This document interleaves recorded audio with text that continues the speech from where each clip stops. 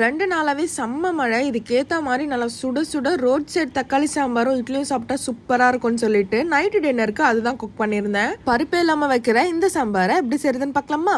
4 medium size வெங்காயம் cut பண்ணி வச்சிருக்கேன். அது கூடவே ஒரு 6 போல நல்ல பழுத்த தக்காளியா கட் பண்ணி வச்சுக்கலாம். இது கூடவே 6 போல பச்சை மிளகாய். இது எல்லாத்தையுமே இப்போ குக்கருக்கு மாத்திக்கலாம். இது கூடவே தேவையான அளவுக்கு உப்பு போட்டுக்கோங்க. ஒரு கிளாஸ் அளவுக்கு தண்ணி ஊத்திக்கலாம். கொஞ்சமா மஞ்சத்தூள் எல்லாத்தையும் சேர்த்துட்டு நல்லா கொதி வரும்போது குக்கரை க்ளோஸ் பண்ணிட்டு விசில் போட்டுக்கோங்க. 4 விசில் வந்துட்டு ஓபன் பண்ணிக்கலாம். ஆறினதும் மிக்ஸி ஜாருக்கு மாத்திட்டு இந்த மாதிரி அரைச்சு எடுத்து வச்சுக்கோங்க. 5 டேபிள் ஸ்பூன் போல எண்ணெய் ஊத்திட்டு 1 ஸ்பூன் கடுகு சோம்பு சேர்த்துட்டு மீடியம் சைஸ் வெங்காயம் சேர்த்து நல்லா வதக்கிக்கோங்க. 1 ஸ்பூன் வெறுமிளகாய் தூள், 1 ஸ்பூன் தனியா தூள், குழம்புக்கு தேவையான அளவுக்கு உப்பு சேர்த்துட்டு நல்லா வதக்கிக்கோங்க. இது கூடவே 1 ஸ்பூன் அளவுக்கு இஞ்சி பூண்டு பேஸ்ட் சேர்த்து நல்லா வதக்கிக்கலாம். நம்ம அரைச்சு வச்சிருந்ததை சேர்த்துட்டு அது கூட 1 கிளாஸ் அளவுக்கு தண்ணி ஆட் பண்ணிக்கலாம். நல்லா கொதி வரும்போது 1 ஸ்பூன் அளவுக்கு இட்லி மாவை கரைச்சி ஊத்திக்கோங்க. இதுக்கு பதில் நீங்க கடல மாவும் ஆட் பண்ணிக்கலாம். நல்லா கொதிச்சு வந்ததும் கருவேப்பிலை கொத்தமல்லி போட்டு இறக்குனீங்கன்னா சூப்பரான தக்காளி சாம்பார் ரெடி. கண்டிப்பா ட்ரை பண்ணுங்க. மறக்காம நம்ம சேனலை சப்ஸ்கிரைப் பண்ணிக்கோங்க. பாய்.